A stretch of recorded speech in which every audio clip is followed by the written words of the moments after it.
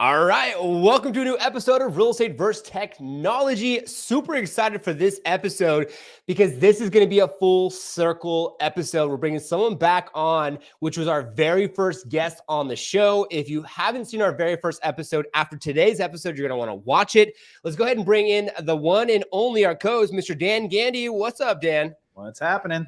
Glad to be here. I can't believe it's been 3 years since we had this guest on. I didn't tell him who it is just as of yet, but dude, we've interviewed almost 200 people now, dude. Oh man, we need that banner that says breaking news. Breaking news. I know. I love that. We got to get that. So we're going to go ahead and be back here in a quick second to go ahead and tell you who our guest is. So stay tuned and we'll be right back after a commercial. Welcome to a new episode of Real Estate vs. Technology, your number one resource to get the inside scoop from top performing real estate professionals. How are they growing their business utilizing technology in today's market?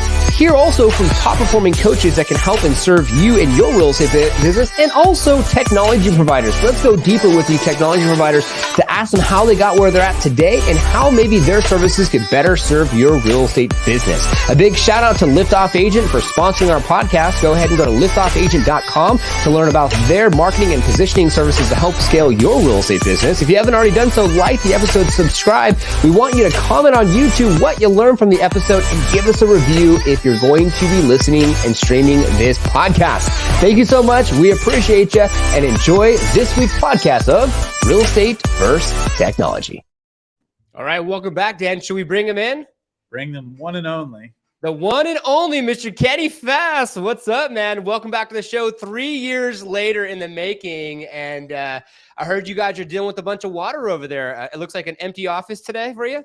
Yeah, pretty empty. We had like two people in the office. We're dealing with like level 5 storm, worst one we've seen in a while, but no one's hurt, at least that I know. So it's like, it's like, what's up, California, man? You go from like no water, we need some water, this drought situation, to like so much water. I'm seeing people on TikTok out there pulling each other on freaking on boats or whatever the hell they were getting pulled on.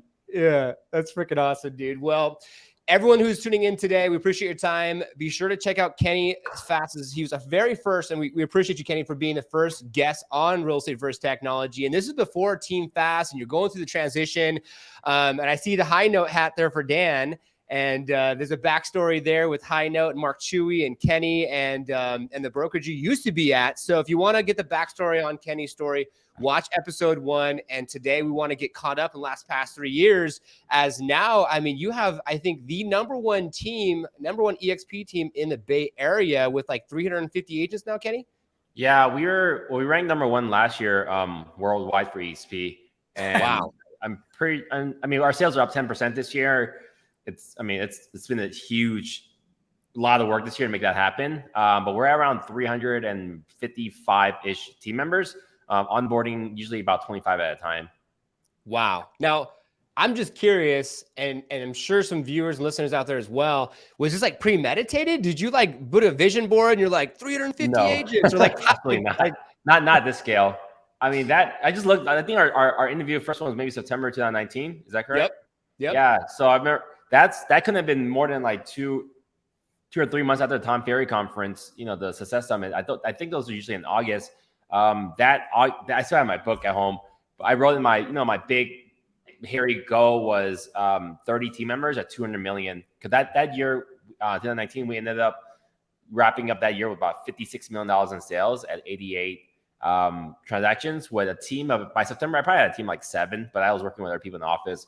End of the year, we had 10. So going from 10 to, technically, we've actually recruited over 500 team members, but right now we're at 350-ish. But going from 10 to what we have right now was not even something we were considering doing at that time. That's amazing. And yeah, like, that's awesome. And I'm just kind of curious, and of course, Dan, you can chime in as well. I'm just curious about like, when someone thinks about 350 agents and that magnitude and scale of a business, I could see, and even for myself, I remember back in the day, started, like that could be kind of scary, or some people could think like, oh, I can never do that. But like, now that you've done it, like, how does that kind of the day-to-day and like doing what you're doing, is it as scary as it maybe have sounded? It is. I mean, honestly, with this year, it's been really tough for us. Our sales are up 10%, but my revenue is down 15%. We gave better splits at the beginning of the year, and it's last year was more profitable than this year, but this year I'm forecasting it to be pretty good. It's, I think it's a whole different experience, because in WoW a couple years ago, what makes a team and what we have a mega team, we're now like we're pretty much at a brokerage level. Like, we're running a thing on the eSpeed platform. When you're running a team, typically you're in production. So, you're out there grinding it out face to face. I still did 60s on contract. I still did 60 transactions last year. So I didn't really fully get out till, most of my people are handling my stuff, where I'm doing like 20% of the work or less. This year I've done 6 transactions. The difference is when you're within the, production, a lot of it falls on you. You're the rainmaker, you're the lead generator, all that. And then there's just only so much you can do. And running a team of this size is actually a lot more fun and exciting.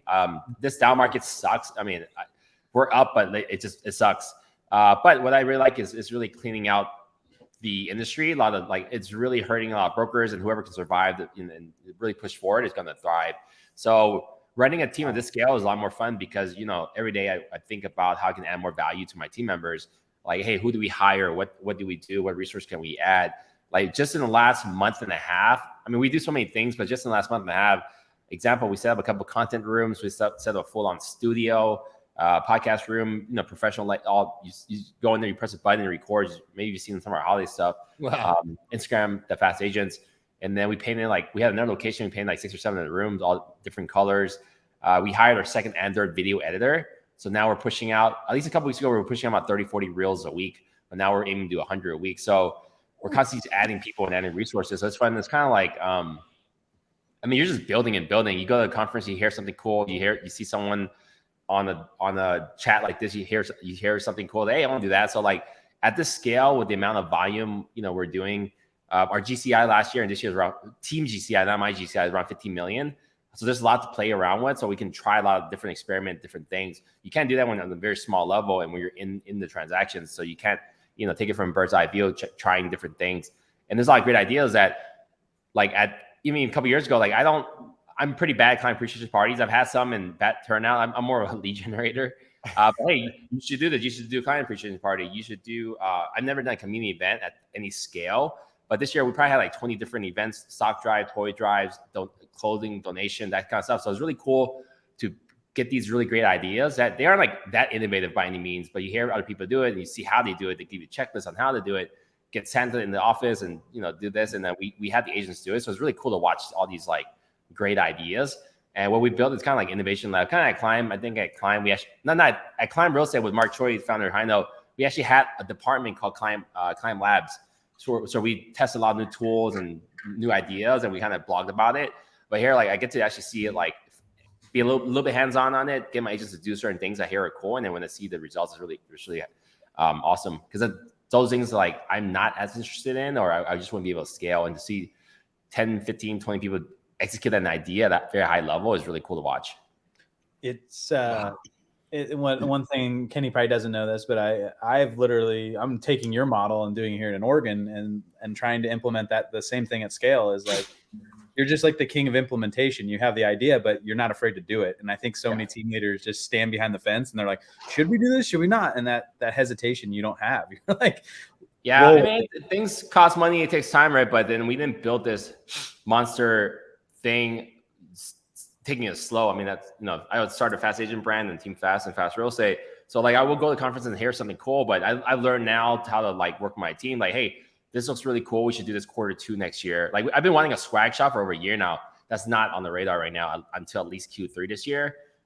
There's a lot of projects we want, and we would love to get a TV show going. A camera person to follow us around to kind of create. Veronica Figueroa had a really cool in-depth video, and then I'm not really into I haven't watched more than one episode of Selling Sunset, or I respect, huge respect for $1 Million Listing and all those guys. I watched it very early on. I have not seen an episode in the last 7 seasons, but recently I watched Buying Beverly Hills with the agency. I was okay, this is really cool. People are not creating drama just for the sake of being drama. They're showcasing their own agents. They're just showing real stuff. I was why don't we do and also with retention, we're trying to create exclusivity. So how do we build such a big company, but not have everyone leave and go solo, which we're dealing with a lot with this year. So we want our own TV show, but that's probably not to Q2, probably Q3 this year.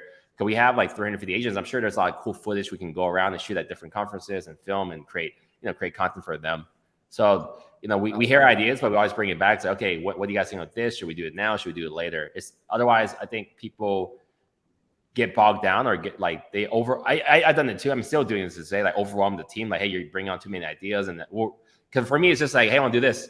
I want to do this. Go figure it out.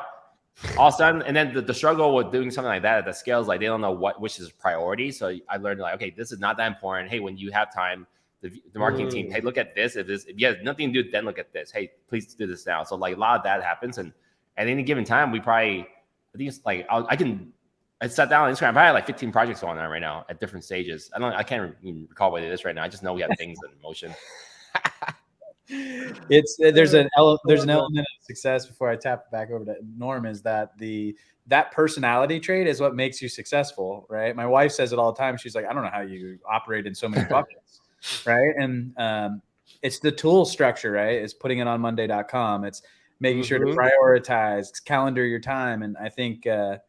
We don't even have a marketing board. We tried this whole Monday.com for marketing and realized no one's touched it. So the projects are like all up in the air somewhere, but they have threads on Slack, and then we just get to it when we get to it.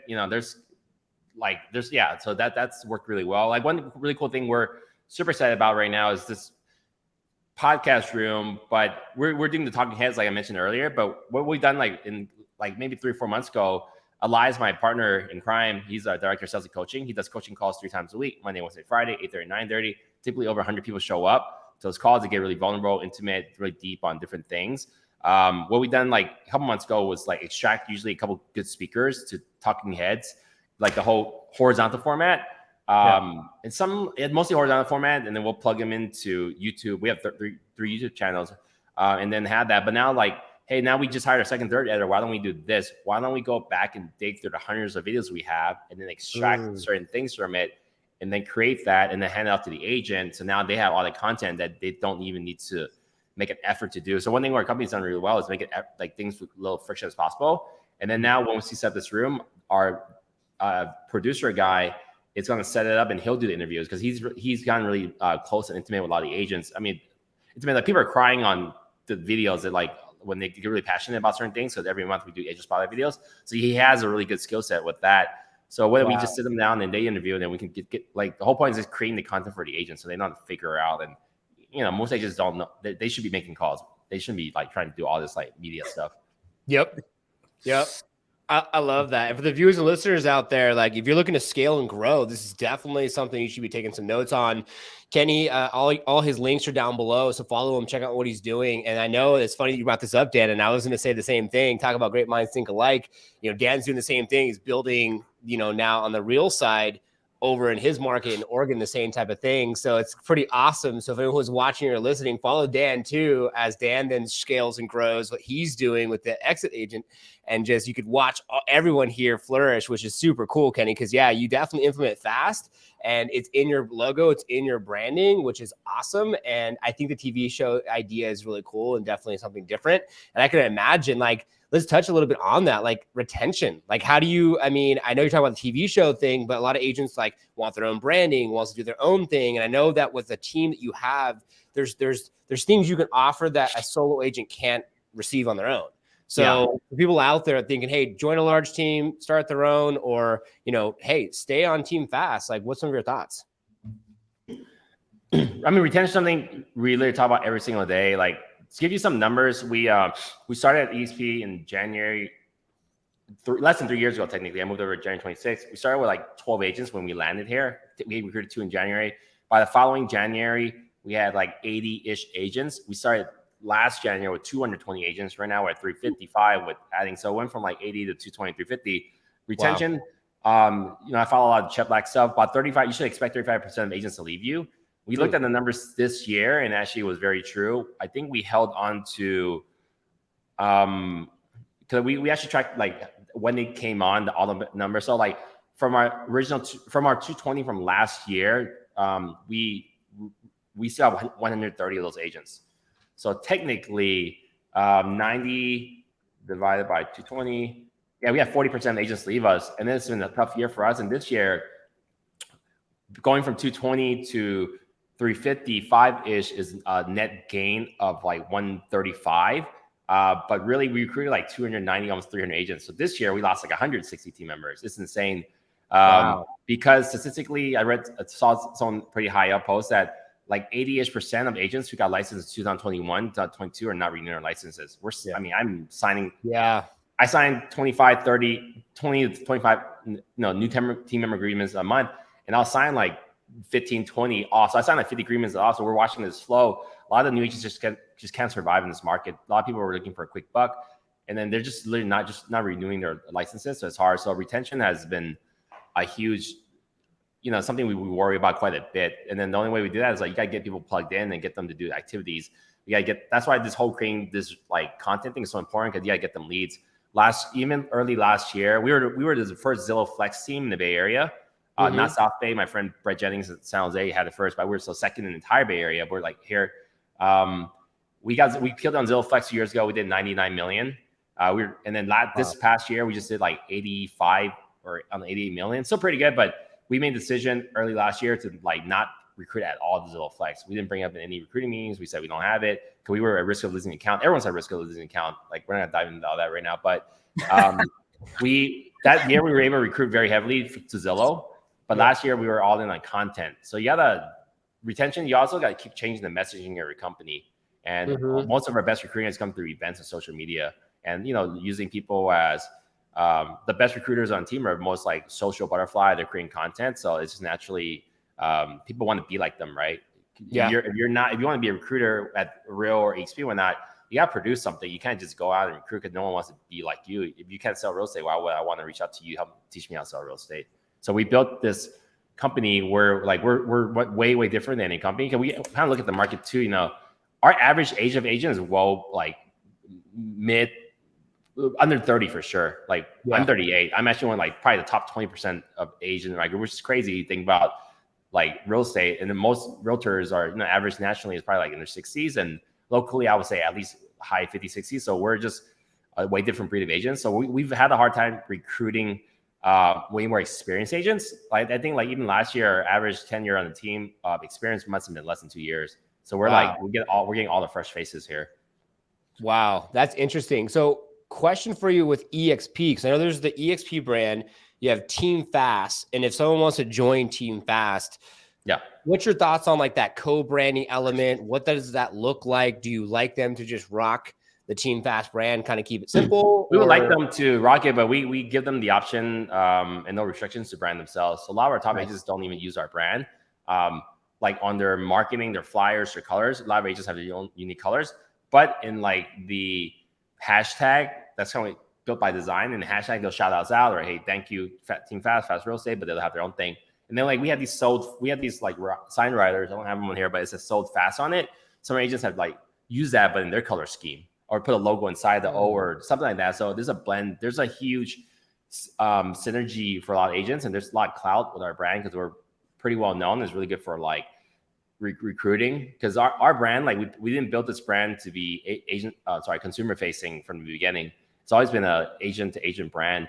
So think of more like side real estate is killing it. Like we're really here to work with agents, kind of Realty One Group. No buyers out there, no seller or buyers out there really looking to work with Realty One Group to sell their home. In fact, if you go to their website, and now we're actually rebuilding with you guys, the 5 agents, to rebuild our website more geared towards like the agents, right? And then we have we have fastrealestate.com. That's consumer facing. It's on my local platform, the IDX feeds and all that community and city stuff. But then the fastagents.com website is going to be built like for like agent facing website. And all the email addresses for my team members are all at Fast Agents. So literally it's built into our thing to like talk to agents. So I don't think consumers out there looking to work with Fast Real Estate as a company to buy a home, not like a Sotheby's or a Compass. And then we didn't build like that. Especially we're scrappy, right? We came from 10 agents. Who are we? We're just new thing. We don't have billions of dollar backing or that type of market share visibility in the market. Wow. But you're putting up a battle, and to see you at the very top. we're just online yelling at people, yelling at the internet, like, look at us. No, it's I remember when the park benches came out. I remember driving in downtown Oakland, and I was like, sorry, who is this guy? And then like it made me get on the internet, right? And maybe look you up. And then that got, Inman's attention, and you kept rolling with it. And I think that the moral that I want to bring up of this entire story is that Kenny is a master marketer. And even though the brand is not designed to be consumer facing, you've been able to recruit one of the biggest teams at EXP. You've also been able to take market share in so many different markets. You have literally these sub offices in all the different Bay Area cities, and you're still doing it on a cloud-based brokerages platform, which is just amazing. The office thing is crazy. We spent $500,000 on offices this year because I opened 5 offices, and that's why it's been a tough year for us. Because we opened like 4 retail offices, and I'm actually like trying to lease out 1 right now. But I had the contract in hand to like drop a location because it's not getting usage. Work from home is real. I mean, it's been, but we audited our team last year, and we audited our team again last January. So I haven't done a year. I need to. But roughly 45% of agents are in office at least once a week. It's actually dropped now. So for me to spend $100,000 on rent is pretty crazy. But now, we're building this thing out where we're kind of like in the stabilization phase. I don't know, just like 5 steps, staircase kind of growth. It sounds crazy, but this year I'm looking to recruit 500 agents. For us, like we have the system already. Like 2 years ago, we were recruiting 3-4 agents a month. And no, sorry, like, I don't know, 1-2 agents a month. And then it was like 10-11 was normal. And last year was about 20-25. Like, so that's normal for us. This year, we recruited 6 agents yesterday.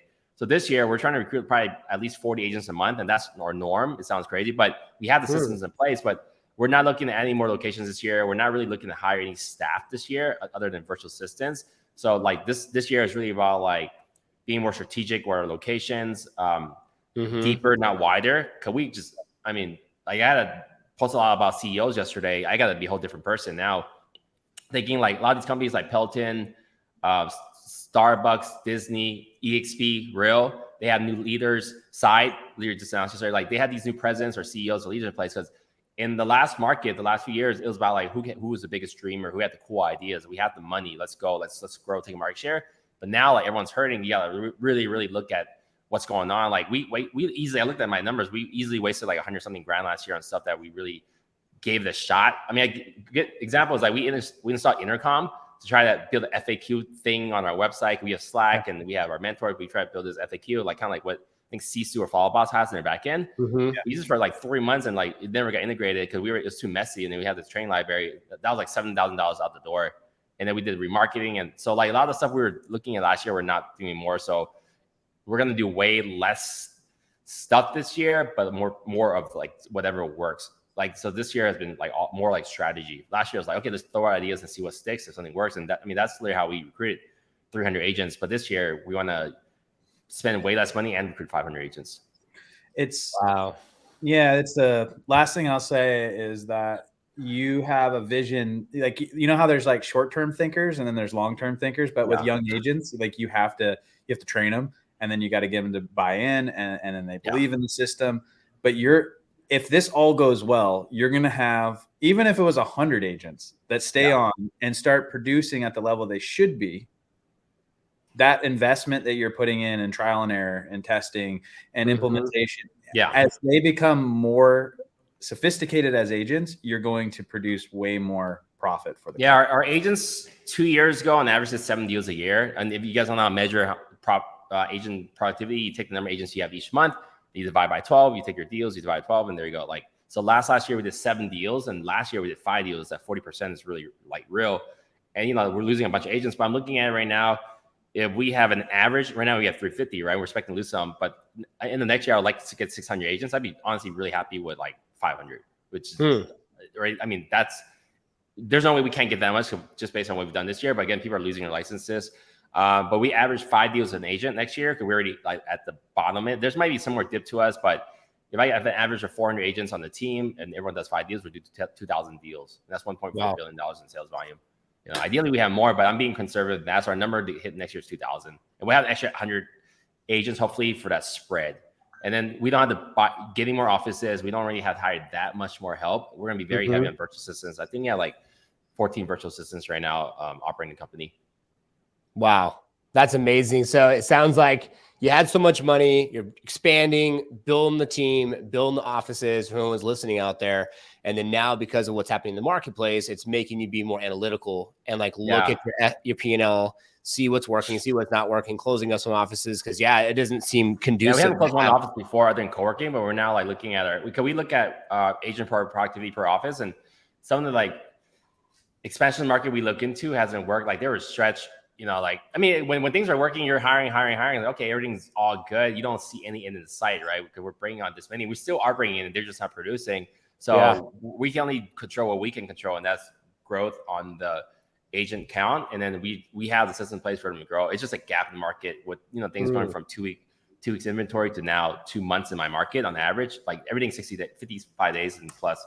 It's probably going to even stretch out. So there's a gap where no one's doing anything. So you really gotta believe in the vision and what you're doing. And for us, it's less of a vision because all the vision's been executed already. We've done it. It's worked. And then now it's like, okay, now what? Things like we just cut back. We'll wait it out. You can't make a buyer or seller acting that much faster, right? And then our agents just need to do more activities. And I'm really proud that and I brought up at team meeting that looking at the new agents that just came on board, we have these new kids in the lot. We have a set of 6 or 7 agents. They're in office every day. They're crushing it. They're creating so much content. It's kind of overwhelming, but they're door knocking more in the, I would say a month really more, it's more like a week to be honest, but they're door knocking more in a month. They're doing more open houses. They do open houses on freaking New Year's Eve, Christmas Eve, and New Year's Day. Like they're out there. They're door knocking. They're doing open houses. They're creating a ton of content. They're working late, 6 to 7 p.m. here. I worked till 9 p.m. with a group of agents here last week. I have not even went through a contract with any agent before. I didn't even know how to read the contract. I haven't read the contract in 2 years, a new one. So I walked them through a contract and they got an offer accepted the next day. It was pretty exciting. But there's agents that are now here doing more activities in 1 month than even my own team members. I call them out on it. Like you guys were with us 2 years ago. You guys are leading edge.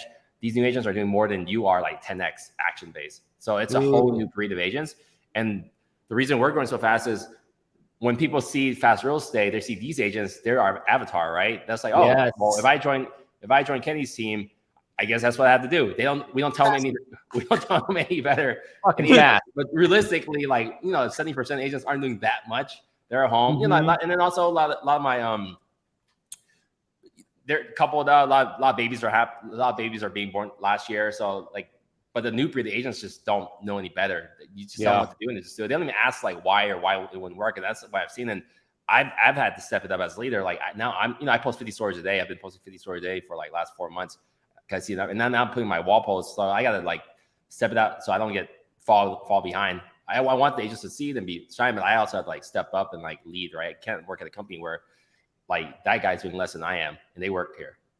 I love that, Kenny. It's so true. Lead by example. What's that one meme? It's the guy behind the desk is just pointing at the guys that are pulling instead of the leaders actually in the front pulling with everybody. Yeah, and it's I just listened to, again, I was in New York last week. I came back and I listened to my first book of the year, Change or Die.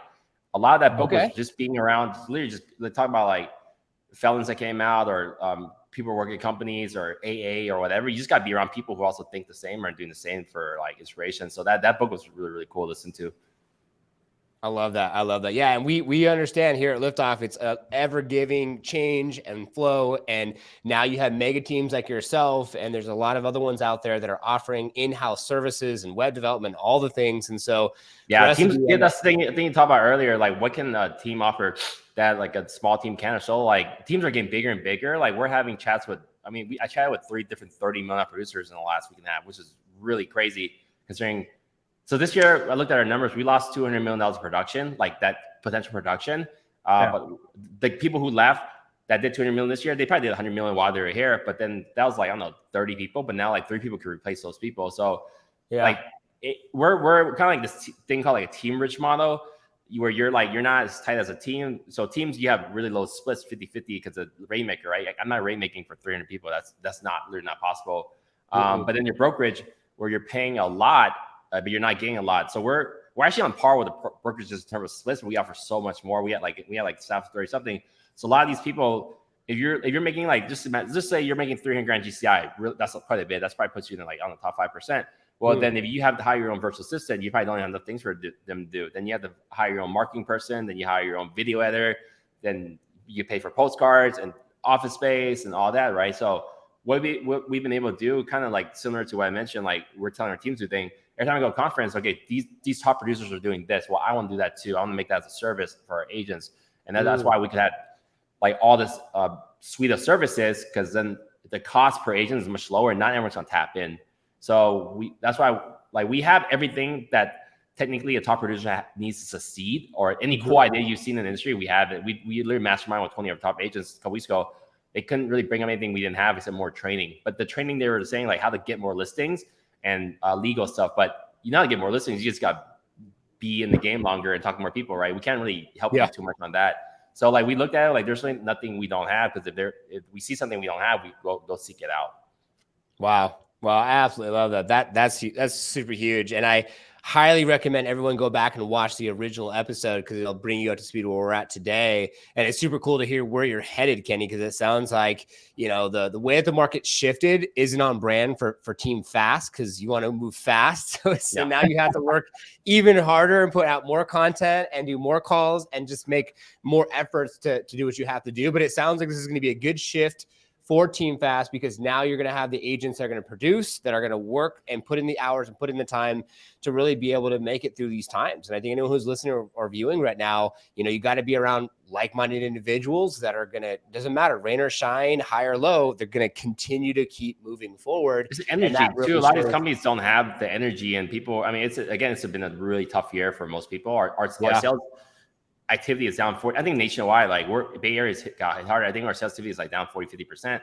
So no one's really doing that well. And if you're in the same office and everyone else, it takes a lot. I mean, we're not faking it, but it takes a lot to keep up morale in this market. So like my Elias today had role play script practice on Zoom. Usually he has like 10 people. Today he said 26 people showed up. So like you got to get people like out here. We set up an event. We're throwing a big party next week. I mean, this party's cost me 120 grand. I would not do that right now, but we committed to it in July when the market was good. And this is a huge, like, what the hell? We're going to have a couple hundred people out, and then like we're giving away tickets to people, the first 10 people who booked 3 appointments. We just gotta do things to keep people busy and keep people like mentally there, because people are like in slumps and it sucks. And we've lost a lot of agents this year that went solo, and every time we lose an agent, we would look at like, hey, would this agent be an avatar of someone we would attract or want to work with right now? Many of them just aren't. They're not willing to show up. They're not willing to do video stuff.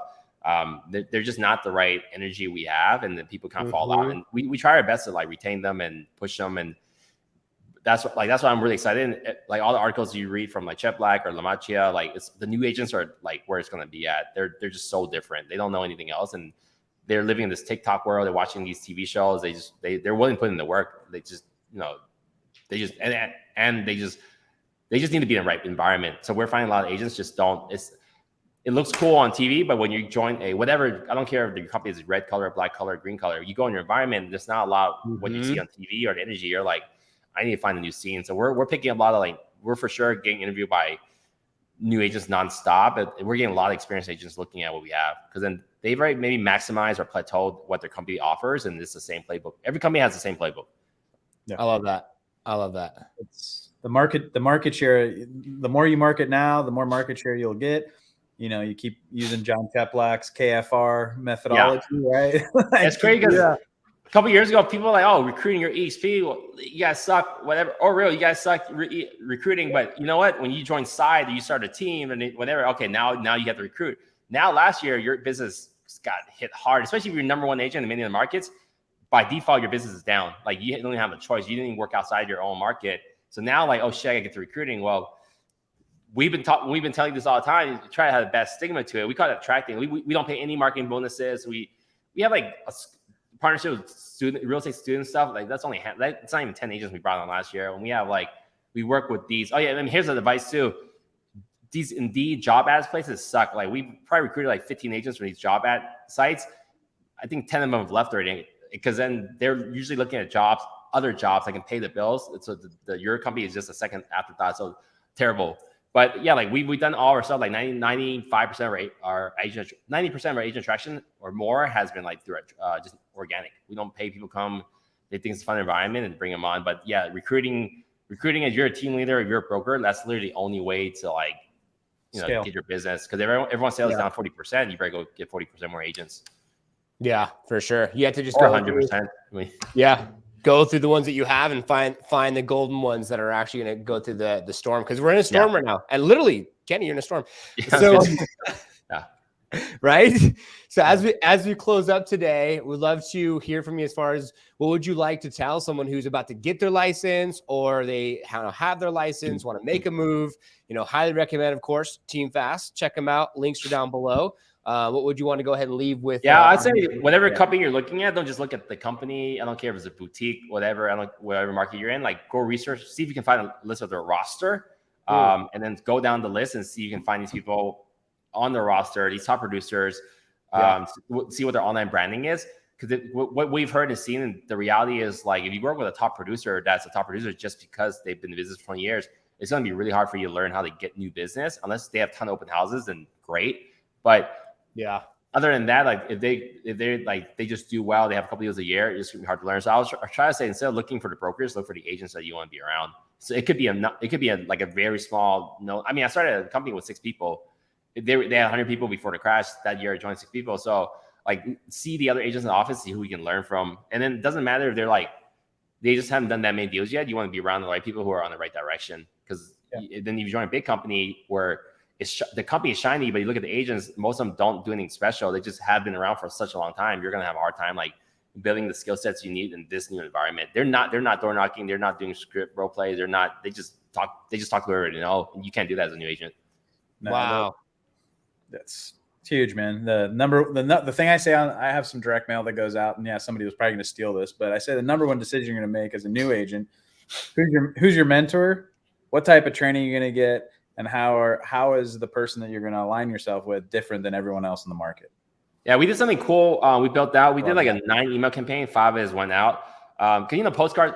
Locally, the only postcard I get is from Remax, and it looks like it's from the 80s. It's like sometimes the print's bad on it. That's everything from Remax. I don't know. They just don't try, or they just don't care. But like we did a really sick email campaign. Like it looks visually appealing. There's video embedded on it. Hey, let's learn about George. George has 7 deals his first 6 months. This is how. Look at this person. They just got their first contract in a month. So I mean, it's very like TikTok, Gen Z kind of stuff. It's really colorful. Yeah. So we did email campaigns and we did postcards. Like look at them versus us. It literally says us versus them, and it shows like our environment, our big group of people at our events, and shows like then people in suits or whatever. Your generic stock photo stuff.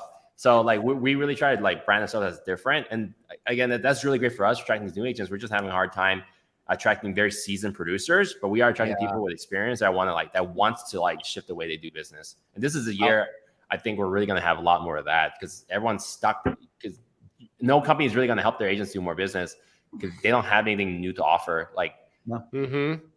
I love that. Content, right? I mean, it's all content. I love that. It's to kind of bring it back full circle. I love a Monopoly piece. It says, if a circle doesn't inspire you, don't have a circle, you have a cage. So I love how it's like, be around those individuals that are really going to inspire you. And you inspire me, Kenny. That's why I've been following you closely, man. And I appreciate your time today and being on the show, which is awesome. And I know we have some things in the works as well for West Real Estate and going and bringing it to the Bay Area. So stay tuned more for that. And man. So thanks so much for your time. You're amazing, bro. Cool, man. Thanks for having me. Good seeing you too, Dan. Hey, Kenny. All right, guys. Dan, thanks so much for being on. And to all our viewers and listeners, appreciate your time today. We want to give you some things to apply to your business, have more massive success. And we will see you on the next one. Make sure to subscribe, hit that notification bell.